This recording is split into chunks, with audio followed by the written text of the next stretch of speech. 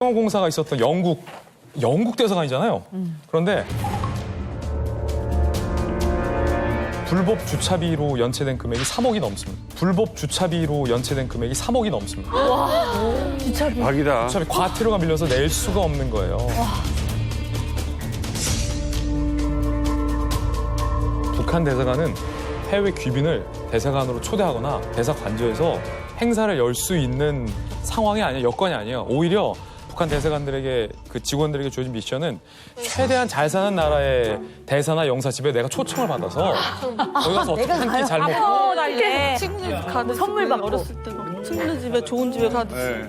급기야 고 한인 사회에서 정말 서글픈 얘기인데 북한 외교관들 향해서 구걸관이라고 표현하게 돼요. 구걸관이라고 표현하게 돼요. 구걸관. 외교관이 아니라. 아니, 외교관을 왜 보내는 거야, 이럴 거면? 중국은 북한의 모든 외교관들이 가장 가고 싶어하는 곳이에요. 그렇지. 그게 외교 관계가 뭐 중요도가 떠나서 그걸 다 떠나서 그나마 거기는 좀 살 수 있거든요. 네, 중국이랑 평양이랑 무역을 할 수 있고 뭔가 평양에 있는 고위층들이 필요한 물품을 상납할 수 있기 때문에 그러네. 국경대사관은 그나마 좋은 곳인데도 정말 열악해요. 얼마나 열악하냐면은 유학하던 3년 내내 제일 대사관을 많이 들어가 봤고 토요일마다 들어가고 대사관 외교관들을 직접 옆에서 보잖아요. 그러면은 교육 참사가 있어요. 북경 대사관에. 교육 참사가 유학생들한테 와서 오늘 우리 딸 생일인데 뭐 좀 필요하다. 좀 모아서 줄 수 없냐라고 하면 저희가 너무 아연질색하는 거. 대사관에 교육 참사 정도 되는 사람이 3급 외교관이 우리 1개 유학생한테 이런 걸 요구한다고? 그리고 대사관 바로 옆에 해당한 식당 그 북한 제일 큰 레스토랑이 있는데 일일 봉사하고 남은 주식료들을 대사관에 보내준대요. 다 가져. 대사관이 이거 좀 가져다 달라고. 수혜 씨도 알아요, 그거를? 예, 저희 이제 마지막에 이 말까지 이제 그 육수 내려고 돼지 대퇴랑 이렇게 살 좀 붙은 그거를 한 솥을 끓여요. 오. 그걸 다 달라고 해요. 그 고기 육수 볶고 난 거 고기를. 뼈다귀, 예. 그럼에도 불구하고 북한에서는 외교관 하게 되면 되게 멋있는 직업인 거예요. 로망이 있어요. 멋있는 직업이야. 이렇게 처참하게 사는 줄 모르는 거예요. 그냥 그랬었는데. 화려하게 사는 줄 아는 근데 거예요. 이 외교관들이 다시 북한에서 살 땐 더 그래도 더 지금 그 외국에 나와 있는 것보다는 좀 더 풍요롭게 살지 않나요? 프랑스에서 온 친구한테 들은 건데 프랑스 외교관, 그러니까 대사관인데 거기는 좀 작은 규모니까 대표부라고 있대요. 그래서 거기 대표 월급이 500 내지 600유로인 거예요, 월급이. 근데 유학생들도 한 달에 700유로를 받고 사는데 그 500 내지 600유로로 가족도 먹여 살려야 되고 애들 학비도 내야 되고 그리고 또 북한에 있는 가족도 덜 봐줘야 되고 이러니까 네. 외교관들 사정이 굉장히 쪼들릴 수밖에 없는 거죠. 이게 참 안타까운 일이에요. 예. 외교관들이 월급도 제대로 못 받는다면서요. 가족들이 장사에 동원될 정도로 정말 당장 먹고 살 돈이 없는 거거든요. 그래서 지금 뭐 아프리카에서는 아까도 뭐 말씀 주셨지만 뭐 코뿔소 뿔이나 상아 이런 것들 팔고 세상에. 뭐 여소면 이런 담배 그죠 밀수에도 많이 동원되시죠. 이게 외교 행랑이 밀수 행랑이 되는 거네요. 맞습니다. 외교 행랑이 또 심사 과정에서 또 이렇게 특혜가 되기 있으니까. 때문에 그리고 또 제가 스케일이 굉장히 컸던 곳 하나 조사했는데 베트남에서 베트남. 차를 파는데 이 사람들이 차도 가짜요? 하는 차요? 아니면 자동차, 네. 벤츠, BMW 이런 걸 파는데 네. 외교관 신분으로 그 나라에서 차를 구입하게 되면 세금이 면세입니다. 면세. 예컨대 절반가량의 벤츠를 사요. 그리고 정상 벤츠보다 더 비싸게 팔아요. 자, 그럼 여기서 의문점. 베트남 현지에 돈 많은 사람들은 그냥 자기가 벤츠 사면 되지. 왜 비싸게 맞아요. 북한이 산 차를 살까? 그건데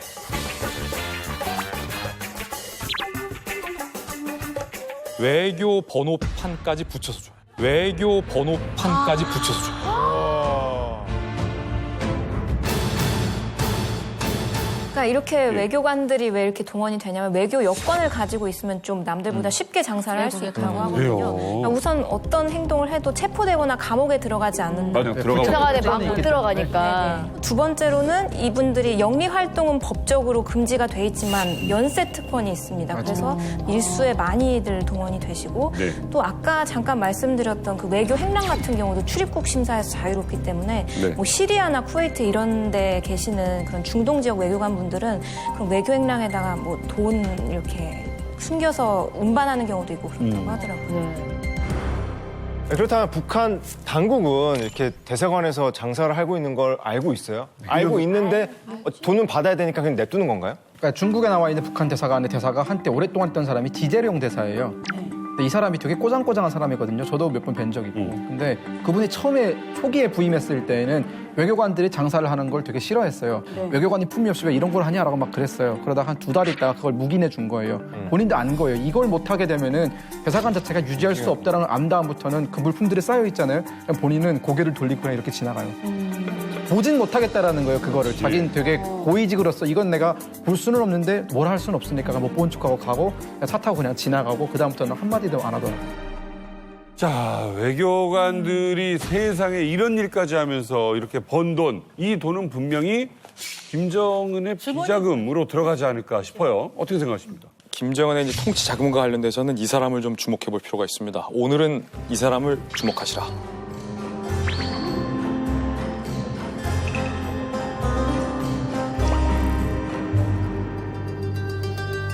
북한 무역업계의 큰손, 북한 무역업계의 큰손, 말레이시아에 거점을 두고 은밀하게 활동해온 문철명이라는 사람을 주목할 필요가 있습니다.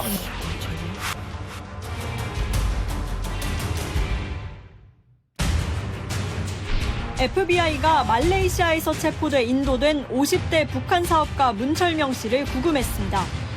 문 씨는 유엔 제재를 어기고 돈 세탁은 물론 술, 시계 등 사치품을 북한에 넘긴 혐의로 미국에 인도된 첫 북한인입니다.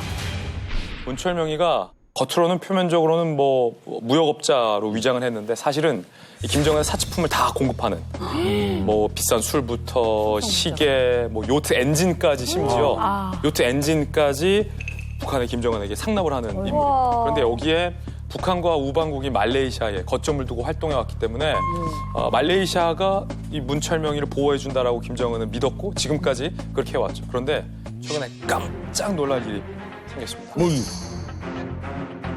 말레이시아에서 문철명이 체포돼서 미국으로 송환시켜버렸어요. 예. 그리고 북한이 아니고요? 재판도 나왔는데 재판 결과 혐의만 6개에 최고 20년 징역형이 내려졌어요. 한국에서요? 예. 김정일에게 장성택이 있었다면 김정은에게는 이 문철명이 있다라고 해도 과언이 아닐 정도의 핵심 인물이었으니까 생각을 해보세요. 이 대북 제재 가운데 요트 엔진을 그렇지. 누가 북한으로 반입할 수가 있습니까? 검은 통 들어가는 것도 원래 안 되는 거죠. 검은 통도 안 되는데 요트 엔진을 들어가면서 얼마나 많은 법들을 어겼겠어요. 말레이시아에 있는 북한 사람을 미국에서 체포해서 데려갈 수 있어요? 그럼요. 말레이시아 현지 법도 어겼고 국제법도 어겼기 때문에 말레이시아 재판부가 최근에 미국으로 송환 명령을 내렸어요. 일반적인 경우에는 잘 안 넘겨요. 그런데 이번에 최초로 넘기는 거죠. 그러니까 북한도 충격을 받고 이것이 상당히 이례적인 송환이다. 그래서 앞으로 파장이 상당히 클 것 같아요. 문 씨의 미국행에 북한은 말레이시아와 단교하고 대사관 짐도 뺐습니다. 어떻게 보면 이제 북한의 입장에서는 그 홍경민 오빠 노래 흔들린 우정처럼 북한 입장에서도 배신당했다라고 느낄 것 같아요. 그렇네. 어떻게 보면 미국과 그 말레이시아의 이런 그 커넥션 관계라고 보면 더 정확합니다. 지금 미국은 뭔가면 너가 하나 주면 우리는 이거 풀어준다 뭐 이런 식으로 그럴 확률이 높은 거죠. 말레이시아가 왜 갑자기 북한을 배신한 건가요? 2017년에 있었던 사건이 계속 지금 영향을 미치고 있는 것 같은데 당시에 말레이시아 쿠알라룸푸르 공항에서 김정남을 암살을 한 이후에 그 양국이 대사 맞추방하고 북한에서도 말레이시아인들 전부 억류하고 거의 단교 직전까지 갔었거든요. 근데 그 상황이 있고 지금 굉장히 안 좋은 상황에서 이번 일까지 터졌기 때문에 이제는 정말 돌이킬 수 없게 된 것이라고 생각합니다. 네. 그러면 지금 북한이랑 말레이시아 관계는 어때요? 북한으로서는 미국이 우방국을 뺏었다 이렇게 주장을 하는 거예요.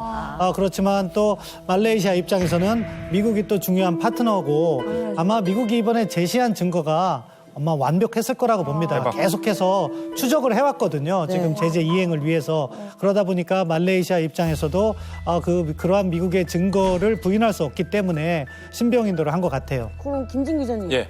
북한이 단교를 선언한 거라고 했잖아요. 예. 그 북한 입장에서는 얻는 게 뭐예요? 얻는 거 하나도 없습니다. 왜 단교를 하는 거야? 잃는 것만 있고 지금 앞두고 있는 게 북한은 바이든 정부를 상대해야 돼요. 지금까지 상대했던 트럼프와는 차원이 다르고 심지어 결과 기조가 정반대인 원칙주의자 바이든 정부와 북한이 마주해야 되는데 굉장히 민감한 일이 터진 거예요. 북한은 열받은 거죠. 얻을 게 없다는 걸 알면서도 단교를 지를 수밖에 없었던 게 문철명이를 데려가요.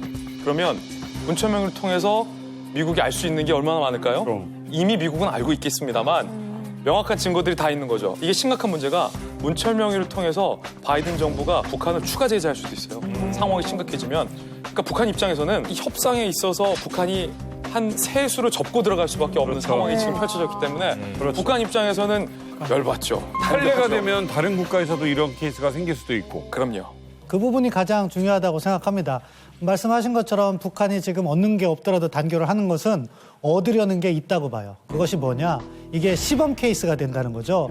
지금 북한의 불법 활동과 관련돼 있어서 여러 나라가 다 관계가 있어요. 아프리카도 있을 테고 유럽도 있을 텐데 너희 우리 조선 사람 미국에 넘기면 너희들하고는 외교 관계가 끝이야. 그러니까 격렬하게 저항을 하는 거죠. 네. 올해 안에 고위 외교 당직자가 망명 또 탈출을 할까요 말까요? 가능성은 있죠. 알려지지 않을 가능성이 더 높다고 보지만 사실은 저희가 알려진 것은 빙산의 일각이다 이렇게 보시면 되고요. 고위층은 계속해서 탈북을 해왔고 앞으로 할 것이라고 봅니다.